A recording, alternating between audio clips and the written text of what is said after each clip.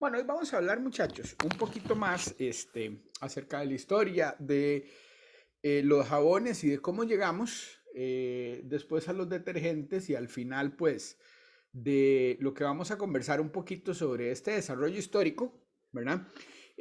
Hay un videito que dura solo 8 minutos, que es como un resumen de toda la historia, ¿verdad? Y que, pues es interesante porque cita, digamos, de la manera más sencilla, por decirlo de alguna manera, toda la historia de los jabones y de los detergentes. La otra cosa que vamos a hacer, ¿verdad? El día de hoy tal vez es comenzar a hablar un poquito, ¿verdad? La parte teórica de, yo les prometí a ustedes y les dije que, bueno, íbamos a hacer lo que ustedes querían en términos de que, pues el curso se va a dirigir más, ¿verdad? Hacia lo que son surfactantes, pero a fin de cuentas sí vamos a hablar de dos familias, ¿verdad? Hasta ahora hemos tocado, pues, como ejemplos de química supramolecular algunas de estas familias, pero como muy por encima, ¿verdad? Entonces, tal vez si nos da el tiempo hoy, no va a ser una clase muy larga, si les digo, ¿verdad? Vamos a empezar a hablar de cicloestrinas. Y luego quiero hablarles de los dendrímeros, ¿verdad? Esas son las dos familias únicas de las que vamos a conversar, aparte de todo lo que dijimos ya de química supramolecular, ¿ok? No vamos a profundizar en más cosas, realmente no nos da el tiempo porque, como parte del curso, si ustedes hablan con los compañeros que ustedes ya lo llevaron, compañeros de ustedes, perdón, que ya lo llevaron, sí, nosotros siempre, ¿verdad? Nos detenemos en algún momento del semestre y el tiempo de clases se los dejamos a ustedes para dos cosas.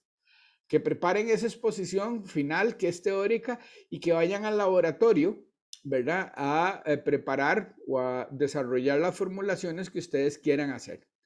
Ya tengo casi lista el inventario de los reactivos que tenemos y hasta un poco más de dinero por si hiciera falta.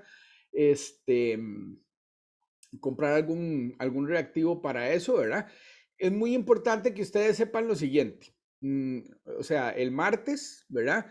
Es probable, muy probable, si no es el martes, es el viernes, ¿verdad? Pero el martes ya hablamos de cuáles son los proyectos posibles que se pueden hacer, los proyectos ya con nombres específicos, para que ustedes busquen formulaciones. Nosotros podemos darles una, pero queremos que ustedes busquen las formulaciones, ¿verdad? Porque de ahí, por ejemplo, alguien quiere hacer un champú en barra, bueno, de ahí sí, pura vida, pero ¿cuántas formulaciones de champú en barra hay? Muchísimas. Y ustedes pueden seleccionar la que quieran, que después tienen que discutir con don Miguel y conmigo para saber si se puede, ¿verdad? Hacer. Entonces, vean, una vez repartidos los temas, vamos a hacer lo que es como una agenda. Y en esta agenda, muchachos, ustedes se van a apuntar de algunos días que cada pareja pueda, ¿verdad? Ir al laboratorio 105 a hacer su formulación, ¿ok? Y entonces, vuelvo a repetir, una vez hechas las formulaciones en pequeño, cuando se prueba, ¿verdad? Con los días no se separan las fases y otro montón de cosas, entonces hacen la grande, ¿verdad? Y hacen las pruebas de desempeño, ¿ok? Que también son para que las discutamos con don Miguel y conmigo. Aunque también ustedes pueden probar las suyas. Una prueba de desempeño no es más, ¿verdad? De que probar un producto que yo hice para un fin específico. Entonces, por decirles algo, ¿verdad? Para ir adelantando esto que me interesa mucho. Pues alguien el semestre pasado, ¿verdad? Decidió hacer pues un detergente líquido para ropa. Entonces encontró un protocolo de pruebas de desempeño. Se pusieron a buscar y cogieron unas telas, unos pedazos de tela que compraron ahí muy baratos, no muy grandes, y en un lado pusieron chocolate, en otro lado pusieron como grasa, manteca, ¿verdad? En otro lado lo que pusieron fue tinta de lapicero y vino. Y entonces evaluaron un producto comercial de características similares a las que pues ellos pretendían y el que ellos hicieron y sacaron conclusiones. Entonces, para que se vayan dando cuenta, lo que hicieron ellos para la exposición final fue, vea, lavamos con este detergente y le tomaron fotos a las partes, ¿verdad? Inclusive, habían hecho las manchas de cierto tamaño, ¿verdad? Y fue muy interesante, muy bonito ver como con uno de los dos productos, ¿verdad? Eh, Algunas manchas desaparecían casi totalmente, ¿verdad? Sin embargo, con el otro costaba más. Y les cuento que el producto comercial era el que salía más perjudicado. Ellos encontraron una formulación muy buena, ¿verdad? Y que tenía bastante más cantidad de tensioactivo y suavizante. Entonces, por ahí va la cosa, chiquillos. Ustedes después presentan qué tan efectivo fue ¿cómo se llama? Su producto. Ok, como les digo, eso puede ser el martes ya o el viernes, porque lo que vamos a hacer es que don Miguel, ese mismo día que estamos hablando de los proyectos y todo, para que ustedes escojan, les va a dar otra charla más, ¿verdad? La charla que sigue de don Miguel, ya habló de tensioactivos, ahora él va a hablar de desinfectantes en general, ¿ok? Entonces, que también tienen tensioactivos, ¿verdad? Lo de desinfectantes también es importante porque es información que ustedes deben de conocer de primera mano, por el momento que vivimos, chavalos. Es que hay mucha confusión y hay mucho necesidad de dar asesoría hasta la familia de uno, ¿verdad? En el uso de los desinfectantes. Resulta que, como ya dijimos, la gente revuelve los desinfectantes y creen que por revolver cosas va a aumentar el poder de desinfección, ¿verdad? Y a veces más bien es una torta, porque no solo de ahí le quitaste el poder desinfectante al producto comercial por mezclarlo con otra cosa, sino que generaste algo que es tóxico. Y después la cosa más importante que yo espero que ustedes aprendan en esa otra charla de don Miguel es la diferencia entre limpiar una superficie y desinfectarla. Son cosas distintas y se hacen en tiempos diferentes. No es que usted tiene la mesa toda sucia y le pasa un poco de sanipine. Ya la desinfecté. No, no, no. Usted la limpió. La desinfección es un proceso un poquito más profundo, ¿verdad? Y que dura un poco más de tiempo. Pero bueno, ya les adelanté más o menos las actividades que siguen. Por terminar el tema de dendrímeros, como le digo que les digo, ¿verdad? Que si don Miguel nos da la clase el martes, la conferencia, yo creo que yo termino de hoy en 8, ¿verdad? De hablar lo que tengo que hablar de ciclodestrinas y dendrímeros con ustedes. Y ya a partir del otro viernes, muchachos, empieza a haber tiempo libre para que ustedes hagan sus formulaciones y sus trabajos escritos y nos volveríamos a ver todos juntos, ¿verdad? Y espero que ya de manera presencial, chiquillos. Bueno, la otra semana también espero que sea presencial. Este, nos volveríamos a ver ya con las primeras fechas de exposición, ¿ok? Y vuelvo a explicar, cuando ya no tengamos clases en las tardes, ustedes preparan su exposición y van al laboratorio y hacen sus formulaciones. Quiero saber si para alguien hay dudas con esto o tienen alguna consulta.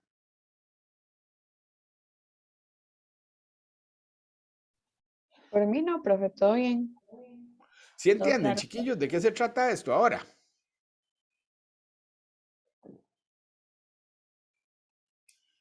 Sí. Ok, Sí, sí, sí. ¿entienden qué es lo que va a pasar? Sí, que vamos a llegar hasta cierto punto con la teoría y ya cuando terminemos Ok. eso, después cada quien va a dedicarse a tanto con la formulación como la exposición teórica. Ok, hay otra cosa que es importante. Nosotros les dijimos a ustedes que íbamos a hacer unos quizzes, ¿verdad? Bueno, cuando yo termine la parte de teoría, que me corresponde, entonces vamos a hacer un quiz, ¿ok? El quiz es para que ustedes aprendan. De claro, si no se ponen las pilas igual suenan, pero no es esa la idea. Entonces, los quizzes van a tener una semana de tiempo desde el día que se entreguen, chavalos. Pero los quizzes yo se los mando a cada pareja por correo. O tal vez hacemos uno solo y ustedes lo resuelven en parejas, ¿ok? Y no tienen que ir al aula y hacer el quiz en 2 horas, sino que muchas de las preguntas, ¿verdad? Van a tener que buscar alguna información probablemente para contestarlas, pero la idea es que se reafirmen y entiendan cómo son los conceptos de que nosotros quisimos dejarles, ¿ok? Entonces, también en este tiempo probablemente tengamos un par de quizzes, ¿verdad? Para que junto con las exposiciones, ¿ok? Ya podamos tener la nota suya, la nota de cada pareja. Ok, bueno, si no hay más preguntas, muchachos. Ok, parece que todo está claro. Entonces, pues vamos a seguir hablando un poquito de los jabones. ¿Alguien quería decir algo? ¿No? Bueno, entonces recuerden, me detengo en esta lámina otra vez, que fue la última que vimos en la clase pasada por una razón muy importante. Y es que, muchachos, vean ustedes cómo nosotros encontramos como que había varias culturas en las que ya habían leyendas o relatos, ¿verdad? O inclusive alguna evidencia, chavalos, em, ¿verdad? Plasmada en algún tipo de material que decía que, pues, ahí se había descubierto el jabón. Entonces recuerden que probablemente el jabón fue descubierto, ¿verdad? Hace más de 4000 años y por tradición oral, ¿verdad? Y pensando en que había muchas culturas que se desplazaban muchos kilómetros, ¿verdad? Pudieron comentar o compartir este conocimiento con los demás, ¿ok? Y después cada una de las culturas, ¿verdad? Fue haciendo sus propios jabones, fue haciendo sus propios productos de limpieza y de desinfección, ¿ok? Entonces, claro, lo interesante es que los celtas usaban una especie de jabón, como dice ahí, elaborado a partir de grasas animales perfumadas, ¿verdad? Inclusive tenían un preparado, ¿verdad? Una especie de crema, ¿verdad? Para el cabello y para el cutis, ¿ok? La crema para el cabello tenía cal, ¿verdad? Una especie de cal que ellos obtenían por diversos procesos muy rudimentarios, ¿verdad? Y entonces de ahí eran sus productos de limpieza, de embellecimiento, ¿verdad? Em, Hay toda una historia que no vale la pena contar, pero hay un montón de videos por si a alguien le llama la atención de cómo los seres humanos han pasado en la historia, ¿verdad? En miles de años tratando de limpiar las prendas, ¿verdad? De vestir que usan, ¿verdad? Y hay desde costumbres en que se apaleaba la ropa, en que se dejaba al sol por unas horas con algunas hierbas, ¿verdad? Y después, pues ellos se la volvían a poner. Pero el ser humano siempre ha estado, desde el principio, buscando este tipo de sustancias que le ayuden a mantenerse, ¿verdad? Limpio. Muchas cosas, por supuesto, chavalos, se resuelven ya para, como lo veremos pronto, para el año 1920 o por ahí, ¿verdad? ¿Por qué? Porque ya se descubren los primeros detergentes sintéticos. Uno de los grandes problemas, ¿verdad? Como también veremos ahorita, se los volveré a comentar, es que cuando se empieza a producir el jabón en masa, ¿verdad? Es un producto que ya tiene cierta experiencia. Las personas que hacían este tipo de productos, muchachos, ya sabían, ¿verdad? ¿Cómo se llama? Muchas cosas que podía tener el jabón como perfumes, como aceites y que no solo le daban fragancia, sino que ayudaban a la piel. Y lo que pasa es que las industrias eran muy endebles y entonces, o sea, no tenían mucho conocimiento técnico, aunque sí se sabía cómo hacer un buen jabón, no se tenían los medios para hacerlo barato. Entonces los jabones se convierten en productos que seguían siendo de primera necesidad, pero que eran carísimos, ¿verdad? Que eran carísimos. Entonces lo interesante del caso, ¿verdad? Como veremos es que se pasa de estos preparados que hacían los celtas, que hacían otras culturas, chiquillos, a, ¿cómo se llama? A ya jabones sólidos que se vendían pero con precios muy altos. Es como les decía, hasta 1920, 1930 realmente eso es lo importante, que ya se descubre cómo hacer un producto que es más barato que ese jabón inclusive, que es el detergente. Y ya por esos años también se descubren, muchachos, muy importantes procesos, ¿verdad? Para obtener las sales y las bases que se ocupan para los procesos de saponificación inclusive, que permiten de obtener los jabones con los precios que los tenemos ahora. Bueno, los fenicios, vean, lo fabricaban con aceite de oliva, por ejemplo, y la sosa cáustica, ¿verdad? Que obtenían de las cenizas, ¿ok? Los fenicios, o a los fenicios se les endilga, digámoslo de esta forma, ¿verdad? Lo que es la difusión del uso de los jabones y muchos de los perfumes, porque ellos eran navegantes. Y sobre todo, no solo eran muy buenos navegantes, sino que eran unos negociadores, ¿cómo se llama? Muy buenos. Entonces empezaron a vender en los puertos donde ellos pasaban jabones. Bueno, ok, el jabón de los galos, como se los mencioné, es muy importante, ¿verdad? Porque está documentado por historiadores romanos como Plinio. en los que ellos usaban sebo o grasa, ¿verdad? Y cenizas, ¿verdad? Y entonces obtenían pues un producto de limpieza. Lo que pasa es que, como dijimos la vez pasada rápidamente, al usar grasas de jabalí, ¿verdad? Probablemente no se saponificaban todas y muchas veces los productos no quedaban con un olor agradable, ¿verdad? Y entonces aquí está pues descrito un poco lo que decía Plinio. Y lo que él creía, ¿verdad? Que es una invención de los galos para hacer los cabellos rubios. Se compone de sebo y cenizas de haya. Hay de dos clases, el sólido y el líquido. Los hermanos emplean uno y otro, los hombres más que las mujeres. Bueno, de nuevo, Plinio creyó que el jabón fue descubierto por los galos. No, no, 3000 años antes ya lo usaban, ¿verdad? Los babilonios. Recuerden, junto con la cerveza. Bueno, vean qué interesante. 200 años antes de Cristo en Arabia, ¿verdad? Ya se fabricaban jabones en instalaciones grandes. Vean, en el siglo III antes de Cristo se fabricaba en Arabia un jabón que se hacía mediante la cocción, ¿verdad? De una mezcla hecha por potasa que venía de las cenizas y el aceite de sésamo limón. Ok, ellos empezaron a dar cuenta de algo muy importante, muchachos. Y es que, claro, aunque probablemente contaban con bastantes cantidad de grasas animales, los productos que ellos obtenían, ¿verdad?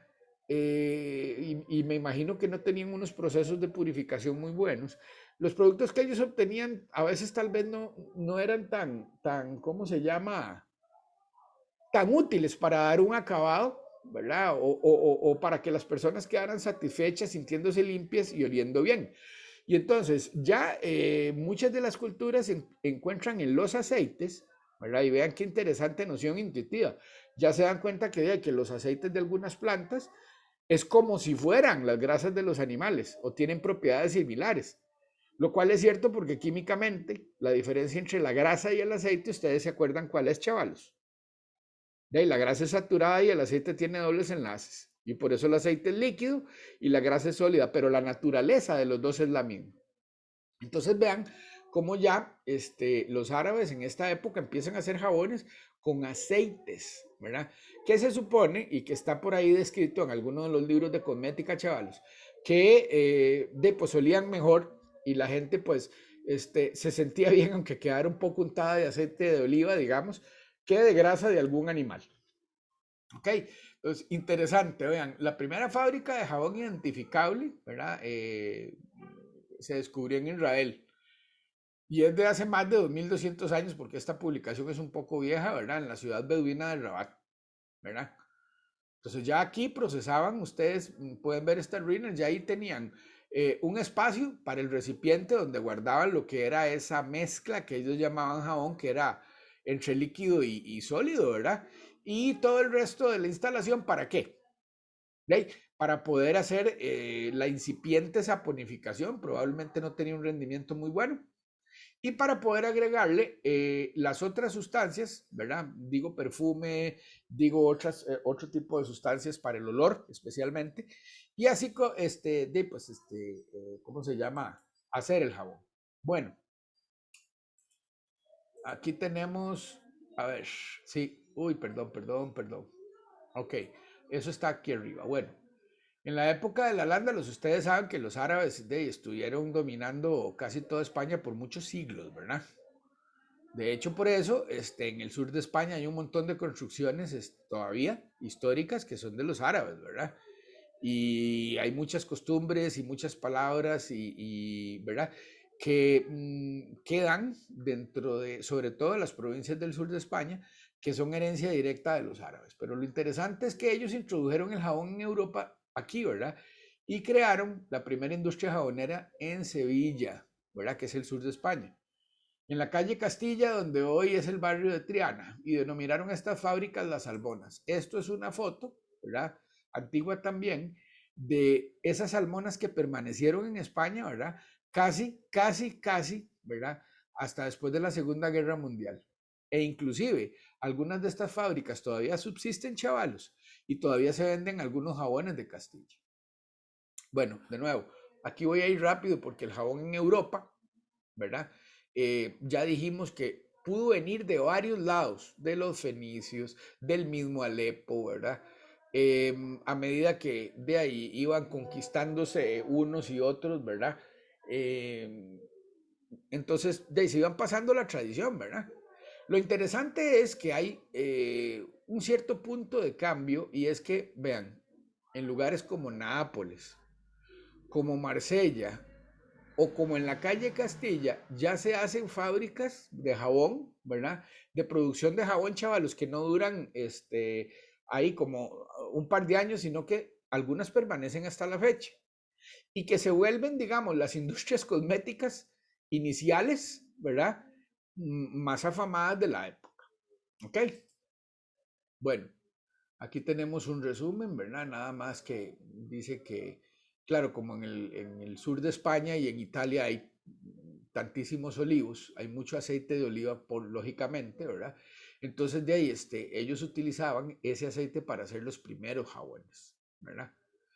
Em, Dice, se elabora el jabón de Castilla, ¿verdad? Que provenía de aceites vegetales en vez de grasas y animales, y esto hacía que se pudiera usar de ahí en la higiene personal. Ya les digo, a la gente no le gustaba quedar oliendo a bicho, a manteca, bueno, manteca no porque es vegetal, a grasa de animal, y entonces por eso se adoptó mucho y se volvió muy caro cualquier jabón que viniera de fuentes vegetales.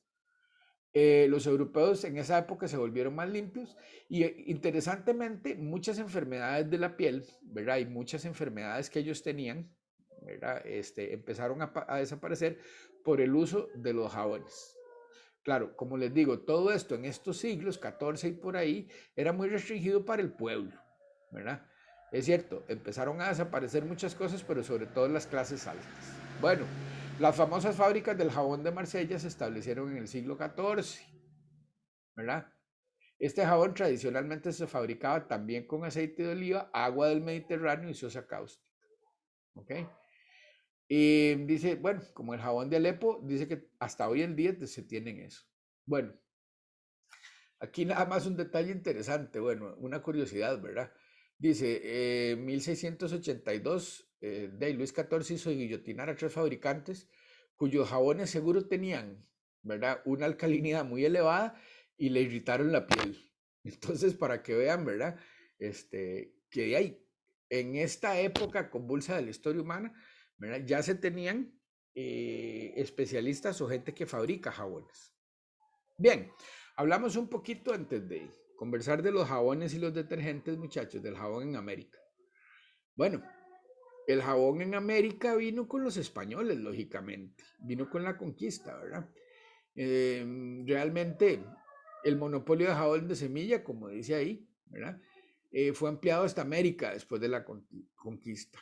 Entonces, se hacía jabón en México, muchachos. ¿Ok? Como dice ahí abajo, se construyó una almona en la Ciudad de México y el jabón que se fabricaba ahí, el que usaban los mexicanos, a partir de tequesquite, ¿verdad? Debe ser una hierba, un mineral, dice, rico en sosa y algunas plantas, ¿ok? Bueno, también en Guayaquil, en Ecuador, se estableció otra gran jabonería, ¿verdad? Y también ellos entonces, desde lo que producían aquí en América, llevaban a Europa, ¿ok? Bueno, em, lo que ustedes están viendo aquí, ¿verdad? Son las fotos de las primeras lavadoras, ¿ok? Entonces eran estos aparatos que ya se diseñaron de forma bastante rudimentaria para poder lavar la ropa, ¿ok? Entonces, muy importante resulta que ya cuando comienza el siglo XX o a finales del XIX, ¿verdad? Empiezan a haber procesos químicos, ¿verdad? Y hallazgos, ¿verdad? Para la obtención ya en cantidades muy grandes, muchachos. Bueno, de sosa cáustica, el proceso del amoníaco, otro montón de cosas, ¿verdad? Que le proveen bases a las personas que hacían este tipo de productos y que pudieron entonces, al obtenerlas en mayor cantidad y más puras, empezar a generar los jabones más puros, o sea, de una manera más pura. Ya también en el siglo XIX, ¿verdad? La gente ya tenía claro que el jabón o el producto que ellos hacían no podía tener mucho de esa sustancia química, de ese álcali, porque era irritante. más o menos en esa época ya se daban cuenta, ¿verdad? De que tenían que controlar la alcalinidad de los jabones. ¿Ok? Bueno, entonces, muy importante, vean, aquí, yo sé que estas láminas son muy pesadas de texto, chiquillos. Yo sé que es nada didáctico, pero es que después les quedan a ustedes para que las lean. Yo solo voy tocando algunos tópicos que me interesan. Bueno, lo que me interesa de esta lámina es lo siguiente. Dice, los primeros detergentes aparecieron en 1916 en Alemania, ¿verdad? O sea, esto, ¿verdad? Se descubrió por la investigación en química, que por cierto, ya para esa fecha los alemanes estaban muy adelantados en química con respecto a los demás países, ¿verdad? Y entonces ellos empezaron a buscar cómo sintetizar o producir jabones, ¿verdad? Sin tener que depender de grasas animales y vegetales que ya tenían muy restringidas por asuntos de la Primera Guerra Mundial. Entonces empiezan a hacer algunos jabones o algunos inclusive detergentes, ¿verdad? Em, ¿Cómo se llama? Un poco incipientes, pero que ya eran sintéticos, ¿verdad? Y que aquí sí, ¿verdad?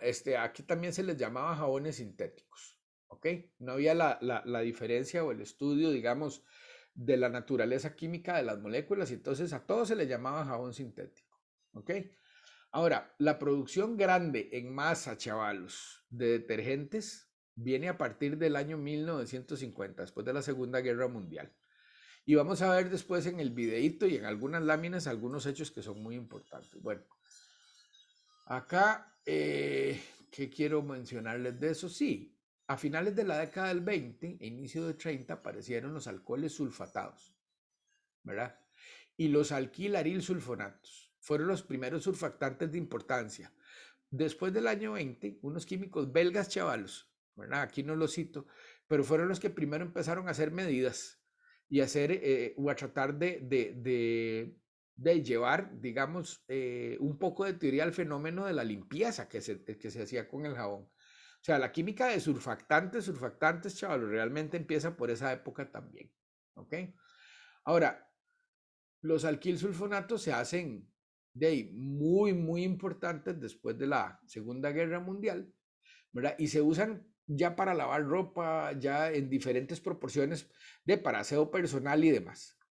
Sin embargo, en la década de los 70 se van, hasta luego, porque claro, se dieron cuenta que los que ellos hacían eran muy contaminantes, ¿verdad? Y destruían básicamente toda la vida en los ríos, ¿verdad? O en los lugares donde llegaban. Entonces, se cambian este tipo de cadenas, ¿verdad? Alquílicas por unas que fueran biodegradables. Eso como en el 70, para que se den cuenta. Luego, con el advenimiento de la industria petroquímica, entonces, lo que llaman ¿cómo se llama? Aquí en IREX, lo que ellos llaman el alcano, que realmente es el benceno pegado a la cadena alquílica, chavalos, ¿verdad? Lo que se va a sulfonar, ¿sí? De allá se empezó a extraer del petróleo con un costo muy bajo, y entonces todavía bajan más de precio, ¿cómo se llama? Sobre todo los detergentes. Y se empiezan a usar más los detergentes para muchas cosas que los jabones. En un libro de cosmética dice que el jabón era el rey de la limpieza entre los seres humanos, chavalos, ¿verdad? Que antes de que aparecieran los detergentes era, pues, de ahí el dios de la limpieza. Apenas aparecen los detergentes, muchachos, adiós los jabones, ¿ok? Empiezan a caer en desuso a tal punto que como ahora se usan un montón de detergentes líquidos, ¿verdad? Para manos o detergentes líquidos para inclusive para el cuerpo, en muchos lugares el uso de jabones es casi olvidado. Bueno, muy importante, después lo leen, como les digo, porque es una bonita historia, yo creo que está bastante completa, pero ya empiezan a darse cuenta ellos de una cosa importante. Es que hay otros grupos que se pueden usar para hacer surfactantes, ya no solo son de los surfactantes aniónicos. Después del 50, entonces, empiezan a haber aminas oxidadas, empiezan a haber, pues resulta que grupos alcohol con grupos éter mezclados, conforman una cabeza polar que no tiene carga. Entonces empieza a haber una diversidad de posibilidades, para hacer detergentes y de estructuras químicas, que entonces ellos ya se ponen a pensar, bueno, entonces podríamos hacer un detergente, ¿verdad? O una sustancia con un poder o con una actividad de limpieza muy grande, mezclando surfactantes. Y así es como empiezan, ¿verdad? Y entonces, ya después de los años 80, pues ya tenemos entonces un montón de productos específicos en el mercado, ¿verdad? O sea, las necesidades cosméticas, ¿verdad? Ahora son muy variadas, ¿verdad? Ya las personas usan champú para lavarse el cabello, ¿verdad? Nadie usa jabón. Bueno, a menos que no tenga nada de plata.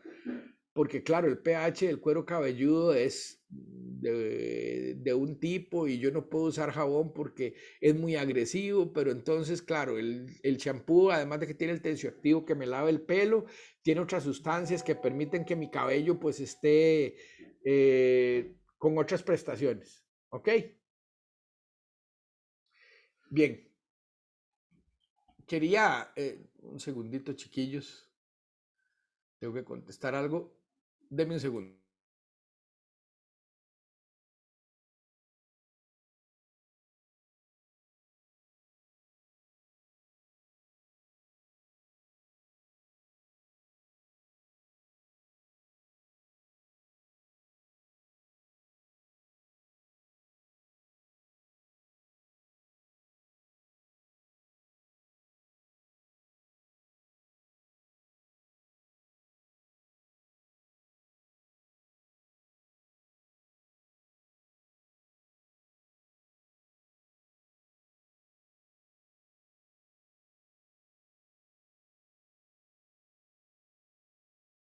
Listo. Entonces, como les digo, ya a partir de los años 50 y 60, como para redondear un poco este final de la historia, ya empieza a haber teoría más seria sobre lo que es la agregación de las sustancias. ¿Ok? Muy importante ligar el estudio de los surfactantes al estudio de los geles y de otras sustancias, ya les digo, a partir de los años 50, 60, y con el advenimiento de un montón de técnicas espectroscópicas y de rayos X y de resonancia magnética nuclear, a partir de los años 80 se empiezan a dar cuenta los investigadores, ¿verdad? De que es que estas son moléculas que tienen procesos de self-recognition, o sea, que se reconocen entre ellas y son capaces de formar agregados, que al final de cuentas son las cosas que limpian, ¿verdad?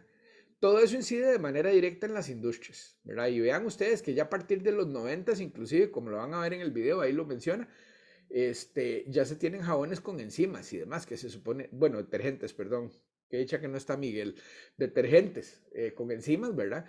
Y todo este tipo de productos vienen en un momento donde, o sea, ya no hay una familia, sino muchas familias de detergentes, ¿verdad?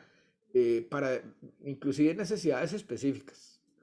Eh, Les puedo decir que, por ejemplo, una fábrica enorme que hace salsas, ¿verdad? Tiene una máquina que envasa salsa de tomate y alguna salsa más y no les sirve el detergente por el pH que tiene el preparado que ellos meten ahí, no les sirve, por ejemplo, un limpiador que compran ahí a granel porque se queda pegado en el equipo.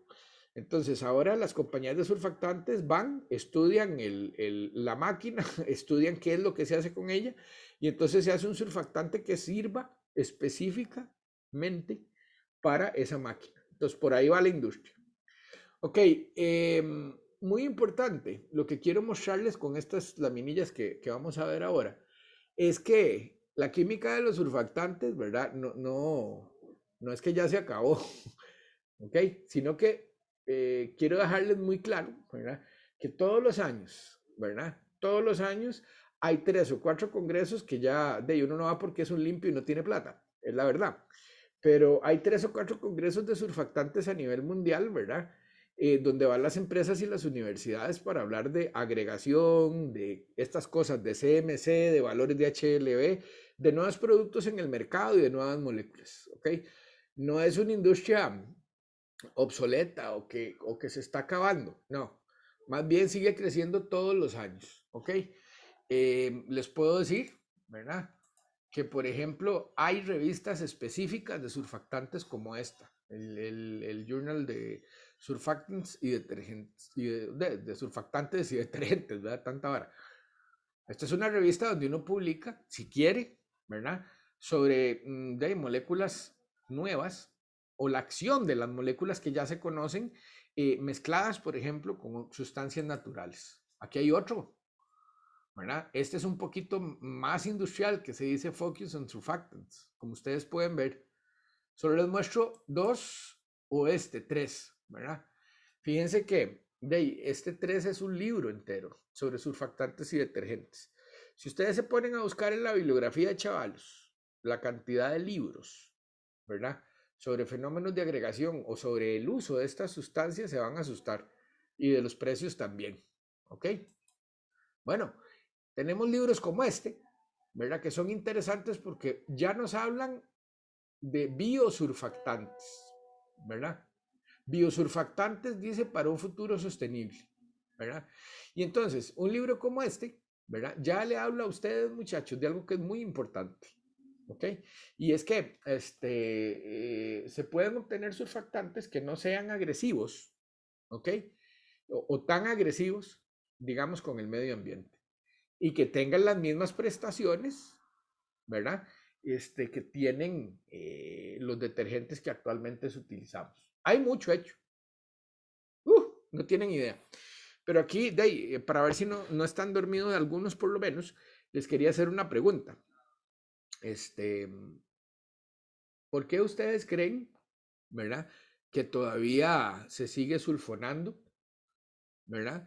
Que todavía se sigue vendiendo jabón en polvo, ¿verdad? De ahí tiene la cadena alquílica, que yo sé que es degradable y todo lo que ustedes quieran, pero se siguen usando esos detergentes sintéticos y no los detergentes que vienen de azúcares, o sea, con cadenas alquílicas, y no otros detergentes que son sostenibles. ¿Por qué ustedes creen que todavía nosotros no podemos, ¿verdad? Tener una industria solo con biosurfactantes? ¿Qué opinión les merece, chiquillos? Por una cuestión económica y de validación. Por una cuestión económica, ¿a qué te referís? Que hoy en día muchos de esos productos sintéticos tal vez tienen un mejor precio versus la inversión económica que sería emplear biosurfactantes. O digamos, ya muchos métodos o procedimientos que utilizan los surfactantes sintéticos están como más estandarizados, estudiados. Entonces, no sé, las empresas prefieren irse a lo que ya conocen por seguridad. Como muchas de estas decisiones. Sí, pero le diste por el puro centro de la mitad del medio. Ok. Es que muchas de estas decisiones las toman por así decirlo, gente encorbatada, que muchas veces no son científicos, sino son gerentes o gente que toma decisiones basadas en cosas financieras. Claro, ¿y cuánto cuesta la vara? Por ahí va el asunto, vean. Les cuento rápidamente. Después de tener una buena discusión hace un par de semestres, inclusive con un invitado y con don Miguel, hay gente que trabaja en la parte económica de las empresas, ellos, o sea, si pueden vender agua y tener la mayor ganancia vendiendo agua con un poquito de algo, ellos lo van a hacer porque las empresas están para hacer plata y punto, ¿ok? Entonces, aquí hay un asunto importante. Si ustedes se ponen a ver, por ejemplo, este libro, cualquiera otro de los libros que hable de surfactantes, ¿cómo se llama? De surfactantes, de surfactantes naturales, se van a dar cuenta que los procesos químicos para extraer los surfactantes, chavalos, y para purificar esos surfactantes, que por cierto, inclusive hay algunos que son muchos mejores surfactantes, ok, muchos mejores surfactantes que los que hay en el mercado, son procesos carísimos, ok. Y bueno, ustedes tienen una idea de cuántas toneladas puede producir una fábrica de jabón al día. Depende de dónde esté. Ya no sé si se acuerdan, Miguel dijo que eran como cuánto lo que se usaba aquí diario, ¿verdad?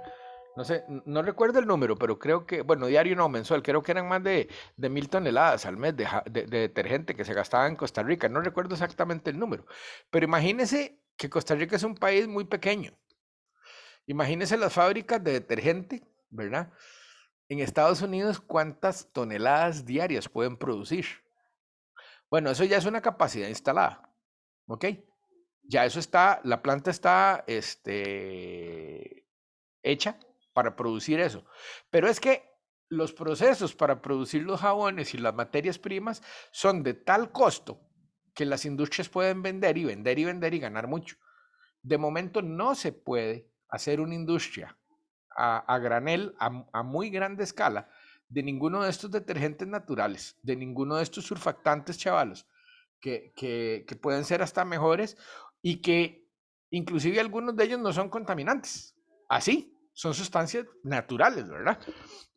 Entonces, en el momento no se puede, ¿verdad? No hay, los procesos son muy caros y la otra cosa que es importante decirles, las materias primas, ¿verdad? Pues sí, muchos de ellos vienen de fuentes vegetales, pero habría que usar una cantidad tan enorme, ¿verdad? Que si son plantas, por ejemplo, si es material vegetal que también se usa para alimentación humana o de animales, ahí habría una competencia, ¿verdad? Y entonces sería el mismo argumento o el mismo problema que en su momento se esgrimió contra el famoso biodiesel. Pero si vamos a empezar a sembrar un montón de cosas para biodiesel y no haber lo suficiente para que todo el mundo coma, bueno, como si a algunos países les importara, ¿verdad? Pero bueno, ese fue el argumento. Entonces, muy difícil porque habría que montar otra capacidad instalada y bajar el precio de los procesos. Y son muy caros de momento, los procesos de extracción de detergentes naturales como para una industria tan grande como la de cualquier bencén alquilsulfonato, ¿ok? Por un lado. Las fuentes, sí, es que estamos jodidos porque ¿de dónde vamos a sacar tantas matas para tener tantos aceites, para hacer tantos derivados, ¿verdad?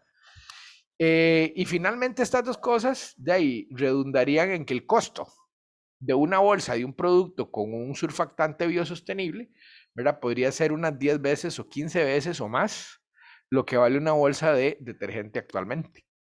Entonces es por eso que todavía no, ¿cómo se llama, chiquillos? No sé, no son muy populares. A ver si en el futuro se descubre la forma de hacer un proceso semisintético, sintético, barato, con algunas moléculas que hay en abundancia, como las que se sacan del petróleo, para cambiar un poco los detergentes y los limpiadores que tenemos ahora. Bueno, algunos se han ido sacando, ¿verdad? Algunos fenoles etoxilados porque son tóxicos y se han ido cambiando por otras cosas en algunas partes del mundo, ¿verdad? En Costa Rica se usan casi todos. Y eso como para que tengamos una visión un poco más clara, ¿verdad? De la química de los detergentes, de la química de los jabones y de la química de los surfactantes, ¿verdad? Que es un mundo abierto, ¿verdad? Donde hay gente que dedica, ¿verdad? Como de ahí, nosotros en el 105, eso es lo que hacemos, de todo su tiempo y de esfuerzo de investigación a trabajar con nuevos surfactantes. Ok, vamos a ver este resumen, chiquillos. Es de 8 minutos, ¿ok? Me dicen si lo escuchan, porfa. ¿Lo oyen? Sí, profe, Sí, todo bien. profe. Ok.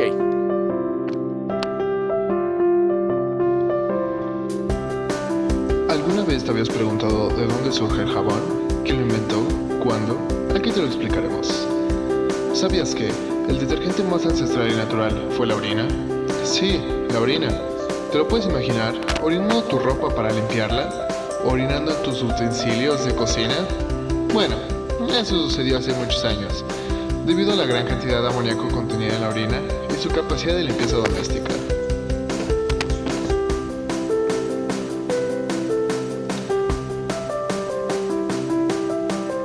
Hablando de manera más histórica y científica, los primeros indicios sobre la existencia del jabón se remontan a la antigua Babilonia. Los egipcios ya se bañaban con regularidad y utilizaban una sustancia jabonosa consistente en una mezcla de agua, aceite y ceras vegetales o animales. Los primeros informes escritos más detallados sobre los jabones se remontan a los romanos, quienes cuentan en una leyenda que el jabón se originó en el monte Sapo, o Sop en inglés, donde eran quemados animales como sacrificio a los dioses, La lluvia arrastraba una mezcla de grasa de animal derretida o sebo y cenizas de madera hasta las orillas del río Tíbet. Las mujeres se dieron cuenta que el barro de esta mezcla hacía que sus ropas quedaran más limpias. En el año 70 después de Cristo, Plinio el Viejo escribió sobre cómo hacían el jabón los galos, un invento para dar brillo a los cabellos. Ellos hacían una mezcla de sebo de cabra y cenizas de haya. Los hay en dos clases, el espeso y el líquido. Durante el siglo VIII se hizo común la producción de jabón con sebo animal y ceniza vegetal en Italia y España. Poco a poco y conforme pasó el tiempo se fue refinando y se comenzó a elaborar con aceite de oliva en vez de grasa animal y surge el conocido jabón de Castilla. En el siglo XV aparece el jabón de Marsella, precursor de los jabones actuales, preparado con una mezcla de huesos y grasas vegetales. A finales del siglo XVIII se dio un gigantesco paso en la fabricación comercial del jabón a gran escala, cuando el químico francés Nicolas Leblanc patentó un proceso para hacer ceniza de sosa o carbonato de sodio a partir de la sal común en 1791. El otro invento decisivo fue del químico belga Ernest Sorby, quien inventó el proceso del amoníaco. Esta tecnología redujo los costos de producción y aumentó la calidad y cantidad de los ingredientes, suponiendo entonces un impulso para los detergentes. A principios del siglo XIX, el barón Justus von Liebig, químico alemán, adicionó sustancias abrasivas e insolubles, tan finas como el talco o el yeso, o tan ásperas como la piedra pómex o el cuarzo molido, dando lugar así a productos excelentes para limpiar a fondo. Este evento cambió por completo el desarrollo de los detergentes.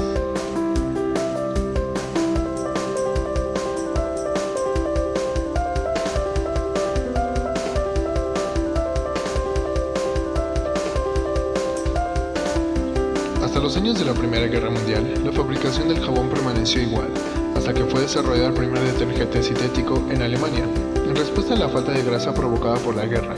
Fueron los químicos Gunnar y Hetzer quienes sustituyeron la grasa y elaboraron el primer detergente sintético, el Necal, conseguido por la alquilación y sulfonación del naftaleno.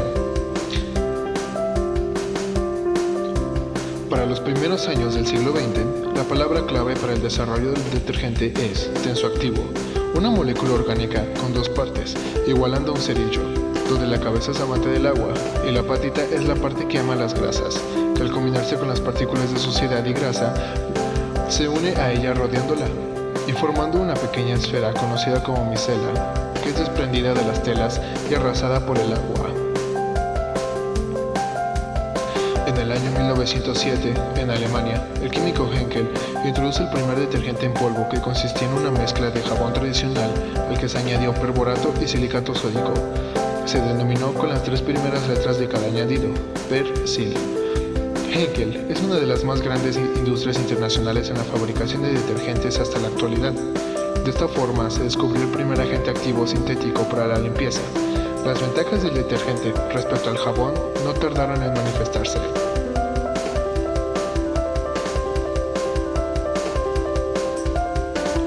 Es en 1932 cuando se desarrolla el primer detergente formulado con sulfatos de alcoholes grasos, introducido en el mercado por ¿quién creen? Sí, por el alemán ese, Henkel.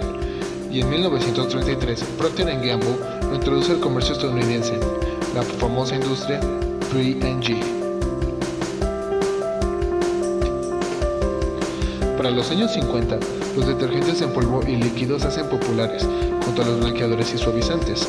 En 1959 aparecen los alquibencenos sulfonatos, pero al ser de biodegradación muy lenta, salen del mercado.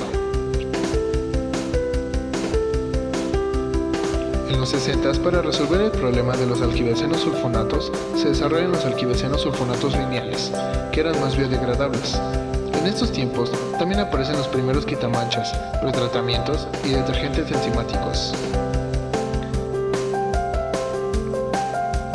Ya en los 70 se agregan los acondicionadores de telas de la fórmula de los detergentes. Y es entonces que a partir de los 80 aparecen los detergentes para distintas temperaturas y de diferentes objetos, al igual que los detergentes concentrados. Los limpiadores biodegradables, los suavizantes y los blanqueadores que cuidan el color se hacen populares hasta los años 90. Y es hasta los años 2000 que se desarrollan las pastillas detergentes, los productos biodegradables para la conservación del agua. Como podemos entender, los blanqueadores, limpiadores y demás, como los conocemos en la actualidad, no dieron su primer paso en la Tierra hasta los años 2000.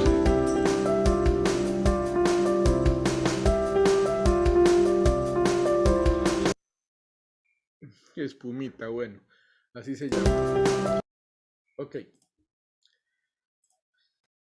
Muy bien, muchachos. Entonces, de ahí, es como una pincelada porque hay muchísima información y recuerden que si a alguien le interesa esto de los jabones, de los detergentes, de la formulación, lo que hay que buscar son libros específicos o libros de química cosmética, ¿ok?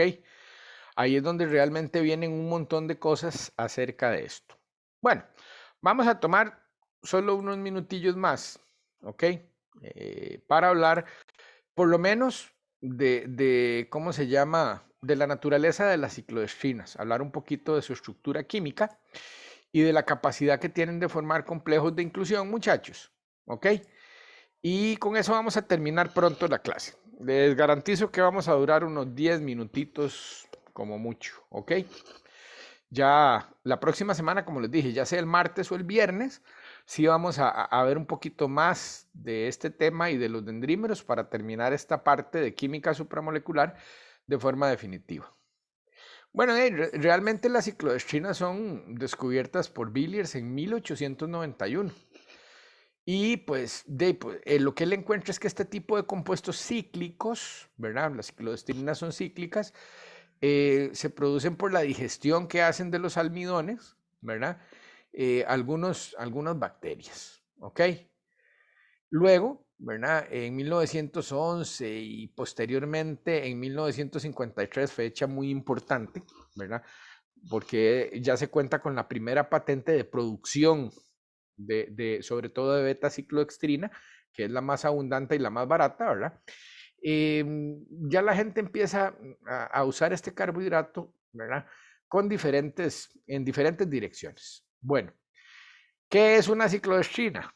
De ahí, pues es sencillamente, como ustedes pueden ver, ¿verdad?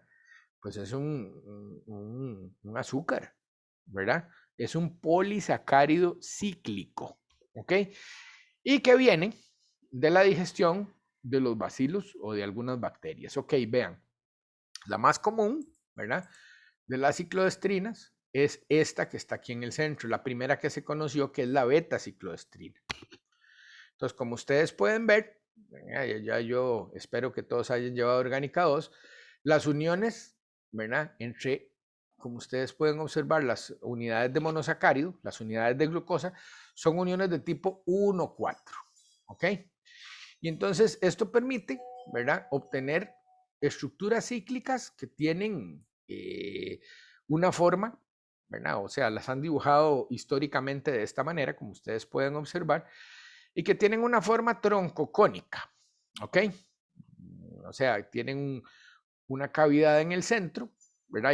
Y quizá la característica fundamental de esa cavidad es que es rica en electrones, ¿verdad? Porque tiene un montón de oxígenos hacia adentro, ¿verdad? Que tienen pares de electrones hacia adentro de la cavidad, ¿ok? Muy importante. Perdón, pero además, la otra característica fundamental es que este orificio, este hueco, ¿verdad? Es hidrófobo. De tal manera que entonces puede albergar, ¿verdad? En un microambiente, en una disolución, sustancias hidrófobas, ¿verdad? Que estén en la disolución, formando lo que se llaman complejos de inclusión. Bueno, muy importante decirles, bueno, que tenemos la alfa y la gamma, que son más caras, ¿verdad? Donde las cavidades, ¿verdad? Sobre todo en el caso de la gamma, son más flexibles, a pesar de que el interior de la cavidad se estabiliza por enlaces de hidrógeno internos, ¿verdad? Por el tamaño, la cavidad de la gamma cicloestrina, que es más grande, tiende a ser tal vez no así tan perfecto, ¿verdad? Como, digamos, con esta forma geométrica, sino que se tiende a achatar en los lados como si fuera un 8, ¿ok? Sin embargo, la gamma es capaz de complejar muchas sustancias y esa flexibilidad varía dependiendo del tipo de huésped que se pueda meter aquí. Entonces, Vamos a decir que cuando un huésped se mete en la cavidad, chaval, lo que tenemos es lo que se llama un complejo de inclusión. Y las ciclodestrinas entonces son moléculas que sirven para formar o generar complejos de inclusión. Bueno, algunos otros detalles extremadamente importantes, ¿verdad?, de la estructura de las ciclodestrinas es que los hidrógenos 2 y 4 van hacia a la disolución. Todos los hidrógenos 2 y 4 de todas las unidades de glucosa, ¿verdad? Mientras que los hidrógenos 3 y 5 van hacia adentro de la cavidad.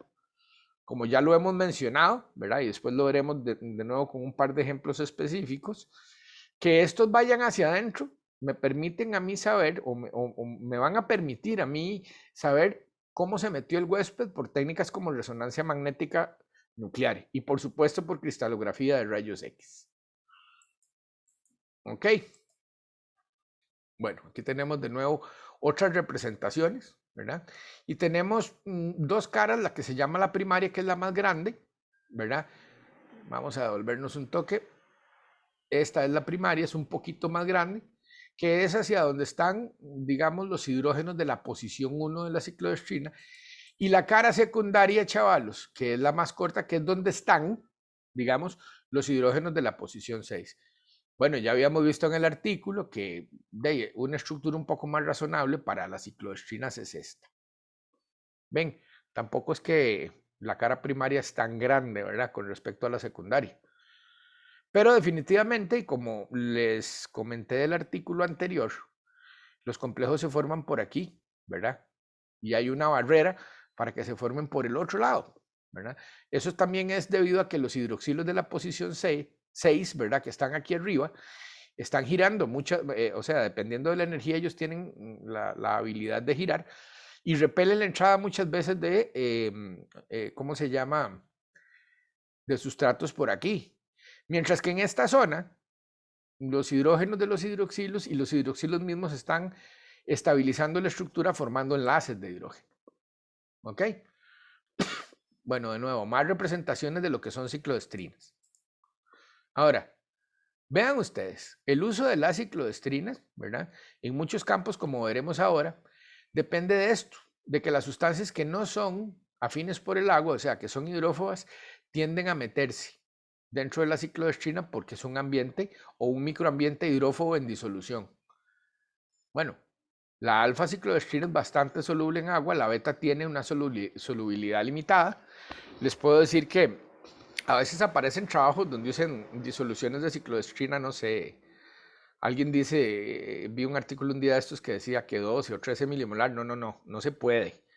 O sea, 10 milimolar es, digamos, una concentración ya muy alta de beta-ciclodestrina en agua, porque si son carbohidratos y si se disuelven en agua, pero no tienen la habilidad de disolverse, digamos, como se disuelve el amoníaco. Ahora, los complejos de inclusión son de muchos tipos, observen. Y de ahí dense cuenta ustedes que con una estructura como esta, ¿verdad?, como esta de aquí, pues cierto, se meten cosas hidrófobas, pero tampoco es que haya una selectividad muy grande por qué tipo de huésped se mete. ¿Me explico? Es que, por ejemplo, en una bolsa o en un sitio activo de una enzima hay mucha especificidad. Una ciclodestrina, chavalos, es como un florero. O sea, usted le puede meter diferentes cosas ahí y después mide si están ahí. Vean, por ejemplo, los tipos de complejos que pueden darnos, ¿verdad?, o que pueden generar las ciclodestrinas. Complejo completo es cuando el huésped, ¿verdad? Cuando el huésped entra o penetra totalmente dentro de la cavidad, ¿verdad? No se ve que él salga, es axial si parte del huésped sale por uno o por los dos lados de la ciclodestrina. Un parcial geométrico es este, por el tamaño, ¿verdad? Y un parcial por polaridad, si es que es una molécula que tiene, digamos, una sección hidrófoba y una sección hidrófila. ¿Ok? Podemos tener complejos de tipo 1-2, o sea, un huésped de que es atacado por dos ciclodestrinas, por decirlo de alguna manera, ¿verdad? Entonces tenemos un complejo, ¿verdad?, que puede ser geométrico o por polaridad. Tenemos también, como en el caso del gen, complejos superiores donde puede ser que cadenas alquílicas, sobre todo de moléculas que tienen cadenas alquílicas lineales, se metan más de una dentro de la ciclodestrina. ¿Ok? Y sobre todo, como que se llaman superiores porque ya hay, ¿verdad? Por el tamaño probablemente del huésped, muchachos, más de una, dos, tres, pueden ser hasta más cicloestrinas involucradas. Ya esto se considera un polímero. ¿Ok? Bueno, aquí entonces está la representación de para qué se usan las cicloestrinas, para formar complejos de inclusión. Ahora, lo más importante que yo les puedo decir ahora sobre este tipo de compuestos es cómo son esos complejos. Usted disuelve la cicloestrina en agua y agrega el huésped. Y usted puede hacer que lo deje ahí 3 días mientras se estabilice el proceso de formación de complejos. Y entonces usted puede observar algunas cosas. En primer lugar, que el huésped, que no es soluble en agua, después se mete en la cicloestrina y las dos cosas se quedan solubles en el agua y te queda un complejo soluble. Muy bien, porque los complejos solubles se pueden medir de muchas formas, ¿verdad? Y son fáciles de trabajar, son rápidos, los caracteriza uno. También puede ser que yo tenga la cicloestrina disuelta en agua y que yo vaya agregando muy poquito a poco la sustancia química y que a los días, ¿verdad? Que yo dejé agitando aquello a una temperatura adecuada, lo que tenga es un precipitado. Y uno dice, qué raro, me precipitó la cicloestrina. No. Tenemos entonces lo que se llaman los complejos insolubles. ¿Ok? Entonces, también la cicloestrina forma complejos con algunas sustancias y precipita inmediatamente. ¿Ok? Y entonces también es una forma de retirar, si queremos decirlo de otra manera, algunas sustancias químicas, ¿verdad? Que por pequeña cantidad vengan en el agua. ¿Ok? Podemos tener complejos solubles o complejos insolubles. Bueno, entonces por eso se usan para muchas cosas, ¿verdad? Pueden utilizarse por ejemplo, lo que es el control, ¿verdad? De solubilidad. Entonces se usan muchas cicloestrinas en formulaciones farmacéuticas, chavalos. O sea, sólidas, ¿verdad? O líquidas. Las cicloestrinas estabilizan muchas formulaciones, ¿ok? Que ellas permiten que no se separe el ingrediente activo del agua cuando está el producto en un estante, ¿verdad? En una farmacia, ¿ok? Lo que es la liberación controlada es uno de los usos más importantes de las cicloestrinas y ya se los había citado con el ejemplo de jarabe. Pero resulta que ahora hay un montón de fármacos, ¿verdad? Que se venden, ¿verdad? Se vendían tradicionalmente antes del uso extendido de las cicloestrinas, ¿verdad? Se vendían como disueltos, como líquidos, ¿verdad? Y ahora se venden más bien en pastillas como sólidos, ¿verdad? Lógicamente las cicloestrinas son muy útiles para extraer sustancias del agua, ¿verdad? Uno puede hacer una columna como si fuera una columna cromatográfica y pasar una disolución acuosa y atrapar componentes, ¿ok? Estabilizan, digamos, muchos ingredientes activos de diversas formulaciones de alimentos o de otro tipo, ¿verdad? Los aíslan de la luz y el calor. Entonces no se descomponen, duran más tiempo. Bueno, esto de que enmascaran olores y sabores es muy importante. De hecho, hay un producto en el mercado que yo no sé si ustedes han visto, que cuando algo huele mal, pues uno le echa el spray y lo deja ahí y después limpia y se supone que se quitan los malos olores, que por lo general son moléculas hidrófobas pequeñas, ¿verdad? O con algún carácter de hidrofobicidad. Ese producto se llama FreeBC y lo venden en todos los supermercados y no es nada más que un aerosol, ¿verdad? De una disolución acuosa de cicloestrina, de beta-cicloestrina. Claro, hay una prenda de vestir o algo que tal vez huele mal y aunque lo lavaste no se le quitó, le podés agregar de eso, ¿verdad? Y eventualmente se puede formar un complejo que retire esa partícula que da el mal olor. Ok. Si las sustancias, aparte de ser insolubles en agua o poco solubles, son muy volátiles, ¿verdad? La formación de un complejo en disolución puede asegurarte una concentración más duradera de las mismas, ¿verdad? Bueno, y en lo que es esto que dice aquí, conducción de procesos químicos, vea, hay libros enteros, ¿verdad? De cómo las cicloestrinas se usan como catalíticos o mediadores en reacciones químicas. Dentro de la cavidad se pueden hacer reacciones químicas, ¿ok? O ellos estabilizan estados de transición o usted las funcionaliza y entonces ellos funcionan como una pequeña enzima, ¿ok? Entonces, farmacia, alimentos, productos de limpieza, catalíticos en química, ok, en agroquímicos, sí, claro. Hay un montón de formulaciones de plaguicidas y de pesticidas que se pueden estabilizar agregando ciclodestrinas, ok. Conservación del ambiente, sí.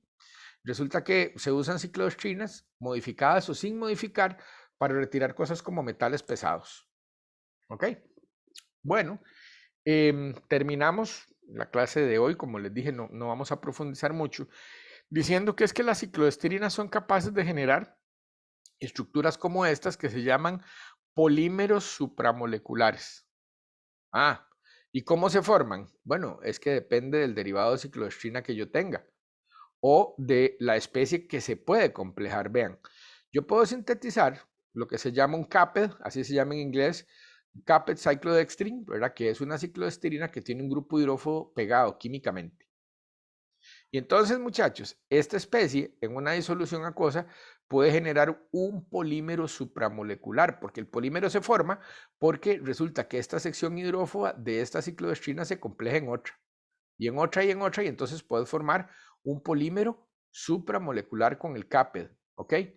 O puede ser que tengamos de ahí un huésped ditópico. Ditópico es porque puede entrar en dos ciclodestrinas, ¿verdad? Y entonces, claro, este huésped me permite la formación de un polímero supramolecular, como ustedes pueden ver, por la capacidad que tiene, ojo, de complejar dos ciclodestrinas. Bueno, y como los hay ramificados, y entonces tenemos una multitud de polímeros supramoleculares, ¿verdad? Que se estudian en este campo de la química supramolecular. Bueno, aquí tenemos varios ejemplos, ¿verdad? Vean, estas son referencias e inclusive algunas antiguas, ¿verdad? Bastante antiguas. Pero lo interesante del caso es que todos estos ejemplos, ¿verdad? Me muestran compuestos diferentes que a final de cuentas, muchachos, lo que generan son estructuras de este tipo, ¿ok?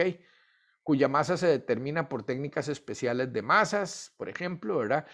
Y que cuando se ponen grupos como este, ¿verdad? Que tienen dobles enlaces y que se pueden analizar por técnicas, por ejemplo, como ultravioleta o como fluorescencia, yo puedo caracterizar el polímero, ¿verdad? De manera bastante más sencilla. O puedes poner grupos electroactivos. Aquí hay más, ¿ok? Arada es una persona, ¿verdad? Que ha trabajado toda su vida, todavía los hace, en polímeros de este tipo, ¿ok? Ven, esto es lo que yo les dije a ustedes que se llama un CAPED, ¿ok? Es una ciclodestrina que tiene pegado algo que a la vez se compleja en otra ciclodestrina. Entonces, una de las capacidades o de las estructuras supramoleculares más bonitas, más interesantes, que se generan con ciclodestrinas, muchachos, son estos los famosos polímeros supramoleculares, ¿ok? Aquí tenemos otro.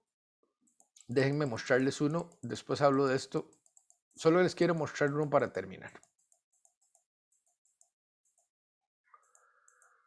Ok, entonces vean, yo quiero hacer un CAPED, ¿verdad? O sea, una ciclodestrina sustituida con un grupo hidrófobo. Bueno, yo puedo tomar esta amina que después les digo cómo se hace y la monoamina, ¿verdad?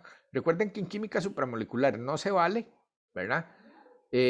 Coger cosas que ya otro usó. Yo voy a sintetizar mis propios compuestos.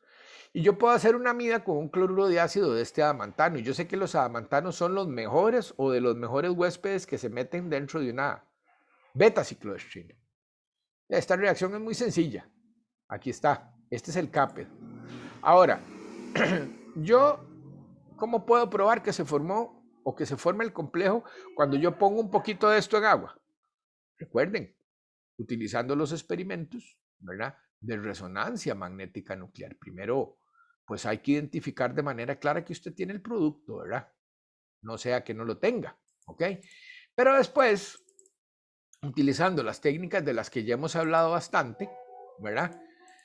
Vamos a pasar para mostrarles lo que quiero nada más, porque esto es más complicado. No me digas que lo borré, me puede dar algo. No, aquí está. Ok. Pero después, aunque usamos las técnicas de RMN y todo que nos dicen que sí, el adamantano está metido en la ciclodestrina, no existe casi ninguna técnica, ¿ok? Que nos dé una certeza de estructura tan grande como la cristalografía de rayos X. De ahí, ¿sabe cuál es el problema? Que no todo cristaliza adecuadamente para poder formar una estructura como esta. Entonces, con las técnicas anteriores ya yo puedo probar que el polímero se forma, pero si logro obtener un cristal, que es lo que ustedes están viendo, estas estructuras son cristalinas, ¿verdad? Son las estructuras de un cristal del polímero supramolecular.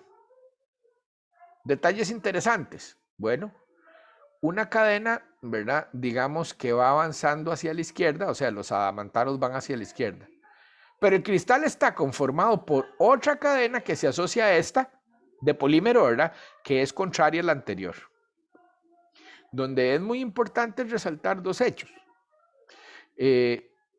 Los hidroxilos que están hacia afuera, o los hidroxilos de la ciclohestrina interactúan con las moléculas de agua y de MF, porque en eso se cristalizó esto, pero también generan, ¿verdad? Entre las cadenas, ¿verdad?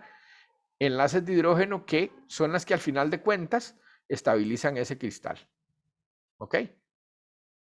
Bueno, con la cristalografía de rayos X les decía yo que es una maravilla porque hasta se puede saber haciendo las medidas, ¿verdad? Una vez que ya se obtiene el cristal, digamos, o todos los parámetros del cristal, como ustedes pueden observar, se pueden hacer medidas como estas, que ustedes pueden ver, ¿ok? Donde se puede saber en ese polímero, ¿verdad? Supramolecular hasta dónde entró, digamos, el adamantano. Y cómo es que se posicionó dentro de la ciclohestrina. Bueno, chiquillos, vamos a dejarlo aquí por hoy para que descansen. Y seguimos conversando sobre ciclohestrinas, dependiendo de lo que Miguel me diga de su charla el martes o el viernes. Que tengan buena tarde, chiquillos. Gracias, profe. Gracias, profe. Hasta luego. Gracias, profe. Hasta Chao. luego. Profe, Hasta luego. ¿podría quedarse un toquecito al final para ¿Perdón? comentarle algo? ¿Podría quedarse un toquecito ahorita para comentarle algo? Sí, quédate. Yo también, profe, para hacer una pregunta rápida. Sí, Clarín. Quédense, los que necesitan.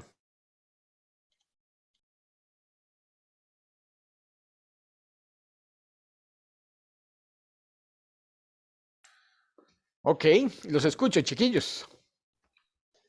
Bueno, lo mío no es de la materia, es que nosotros, habemos 4 personas acá que estamos llevando visitas y estamos planeando una gira a Guanacaste. Sí. Entonces, por ende, como que tendríamos que faltar un viernes, pero estábamos viendo que era como las semanas de exposiciones. ¿Hay algún problema, digamos, como que nosotros nada más como que nos acomodemos el horario de exposiciones a martes en lugar de viernes, digamos? Sí, de ahí, eso podemos acomodarlo. Más bien después, cuando ustedes tengan la fecha. Vea, la otra semana vamos a establecer las fechas. Ujú, ¿Ok? Las fechas de Ok. todo. Entonces, la otra semana podemos ver cuándo es su gira para que ustedes no les toque exponer claramente en esa fecha. Ok, perfecto, está bien. Sí, la Ok. gira sería para el 1 de julio. Ah, no, pero ahí todavía no van a haber exposiciones, chica. Las exposiciones van a quedar para mucho después. Ok, es que según la carta del estudiante, No, en esos días no se estaban en preocupe. Las exposición. exposiciones es que lo dijimos en clase. Eso, qué dicha que me lo dijiste para aclararlo la próxima vez. Ujú, Mira, las exposiciones van a quedar para el puro final del semestre. Puro final. Ok, está bien. Entonces no he dicho nada. Bueno, profe, Ok, muchas gracias. con mucho gusto, Monty. Hasta luego. Chao. Cesarito, ya, ahorita, man, lo que sigue para mí ahora, ¿sabe qué es? Ver suave un toque, man. Ajá.